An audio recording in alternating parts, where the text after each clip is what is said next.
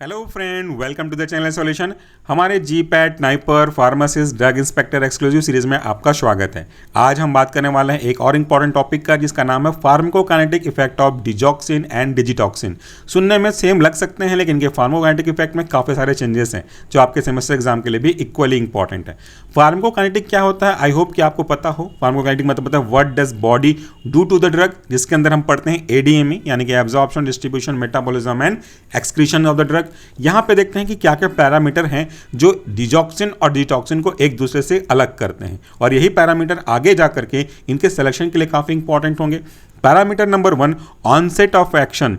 Onset of action मतलब क्या होता है, आपने किसी भी ड्रग को दिया तो उसको देने के बाद कब वो अपना असर दिखाना शुरू करता है, इसे कहते हैं हम ऑनसेट ऑफ एक्शन। तो ऑनसेट ऑफ एक्शन आपके डिजॉक्सिन का, मैं बार बार नाम नहीं लूंगा, आप रेस्पेक्टिवली देख सकते हैं। तो डिजॉक्सिन का जो ऑनसेट ऑफ एक्शन है वह है शॉर्टेस्ट एंड फास्टेस्ट, मतलब ऑनसेट ऑफ एक्शन छोटा है इसलिए जल्दी असर दिखाना शुरू करता है, जबकि डिजिटॉक्सिन के रेस्पेक्ट में बात करें तो डिलेड है और इसी कारण से ये लॉन्गर एक्टिंग है। तो जब आपको शॉर्टर एक्टिंग की जरूरत पड़ेगी तो आप इसको प्रीफर करोगे, जब आपको लॉन्ग एक्टिंग की जरूरत पड़ेगी तो आप इसको प्रीफर करेंगे। That's depends upon the situation to situation and need to need.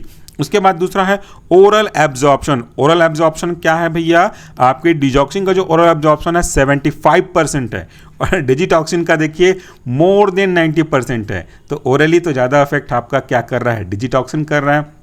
उसके बाद प्लाज्मा प्रोटीन बाइंडिंग के रेस्पेक्ट में बात करें, यानी कि प्लाज्मा प्रोटीन के साथ बाइंड होने की एफिनिटी किसकी कितनी है, तो डिजॉक्सिन का है आपका 25%, जबकि आपका डिजिटॉक्सिन का है मोर देन 90%। अब ये एक प्रॉब्लम का भी बात है और ये अच्छा भी बात है, जो कि आपके कंडीशन के अकॉर्डिंगली वेरिएबल हो सकते हैं। और आपको तो पता है कि इनके जो थेराप्यूटिक इंडेक्स है वो बहुत कम होता है, स्लाइटली डोज का फ्लक्चुएशन हुआ तो आपकी टॉक्सिसिटी भी देखने को मिलेगी, इसलिए जरूरी है इनके हर एक पैरामीटर को आप ध्यान से समझें।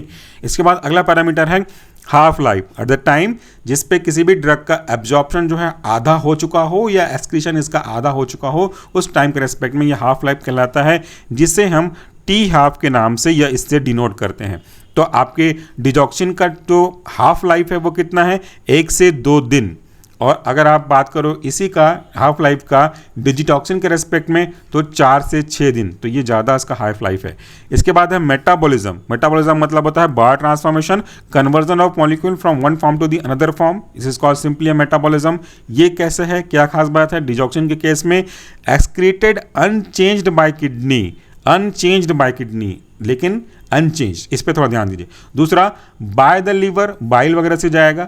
सेफ इन रीनल इनसफिशिएंसी, अब यहाँ पे मैंने बोला कि किडनी पे ध्यान दीजिए। वो क्या है कि अगर कोई व्यक्ति है जिसको किडनी से एसोसिएटेड प्रॉब्लम है तो फिर उस केस में इस ड्रग का जो एक्सक्रीशन है वो अफेक्ट कर सकता है, क्योंकि किडनी के थ्रू होगा और किडनी कॉम्प्रोमाइज्ड है तो प्रॉब्लम जाएगी। इसलिए किडनी से संबंधित पेशेंट के साथ सावधानी बरतनी पड़ेगी, इंटरेक्शन हो सकता है, कॉन्ट्राइंडिकेशन हो सकता है।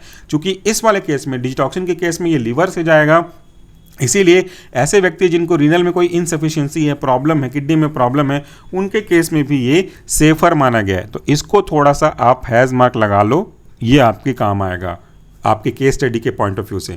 इसके बाद है कॉशन, क्या आपको सावधानी रखनी पड़ेगी, कॉशन है तो इसको तो अपने को करना ही पड़ेगा हैज मार्क लगा करके।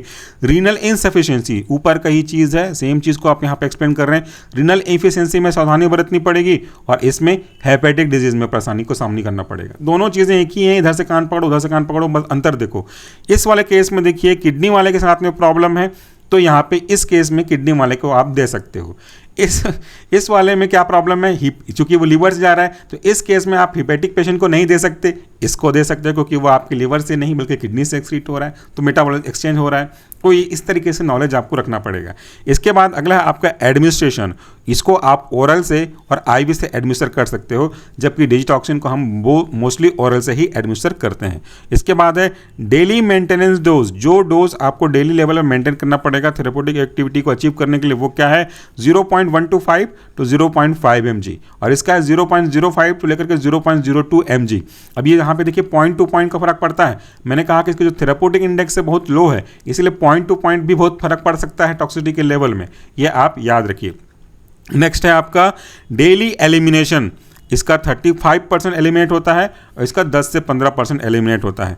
नेक्स्ट है प्लाज्मा कंसंट्रेशन थेरेपोटिक टॉक्सिसिटी, जिसको हम लोग ऊपर ऑलरेडी डिस्कस कर चुके हैं। तो यहाँ पे देखिए प्लाज्मा कंसंट्रेशन के रेस्पेक्ट में अगर आप बात करो तो थेरेपोटिक का जो इसका एफिकेसी है वो 0.5 to लेकर के 1.5 Ng/ml है। टॉक्सिक का अगर आप बात करोगे तो मोर देन द 2 Ng/ml है। और इसके रेस्पेक्ट में बात करें डिटॉक्सिंग के रेस्पेक्ट में, प्लाज्मा कंसंट्रेशन के रेस्पेक्ट में, तो थेरेपोटिक का जो लेवल है वह 15 से 3 Ng/ml, जबकि टॉक्सिक का है मोर देन 35 Ng/ml। ये स्पेसिफिक डाटा है, आई होप कि आपको याद रखने में ज़्यादा दिक्कत ना जाए। उसके बाद लास्ट पैरामीटर है जनरली यूज्ड फॉर, किस पर्पस के लिए इसका हम यूज़ करते हैं। तो आपका जो डिटॉक्सिन है ये यूज़ होता है रूटीन ट्रीटमेंट एंड इमरजेंसी, और यहाँ पे डिटॉक्सिन का आपको मेंटेन्ड कंडीशन, जब आप चाहते हो कि ये मेंटेन रहे इस पर्टिकुलर टाइम तक, तो आप इस केस में डिजिटॉक्सिन का यूज़ करेंगे। तो ये जो टेबल आपने देखा, इसे मैंने अडॉप्ट किया है text book of pharmacology by Prasan R Bhandari, which is published by Thieme medical publisher, और इस बुक का पेज नंबर 162 इस टेबल को रिप्रेजेंट करता है। मैंने बुक के पब्लिशर से स्पेशल परमिशन लिया है कि उनके टेबल को हम आइसोलेट करके ड्रॉ करके आपके लिए लेकर के आएँ, ताकि आप हर एक बुक से जो एक्सट्रैक्ट है इंपॉर्टेंट जीपैट के रेस्पेक्ट से या नाइपर के रेस्पेक्ट से, वो आप यूज़ कर सकें। तो आज के वीडियो के लिए इतना ही। Thank you so much for watching this video. नमस्कार, टेक केयर।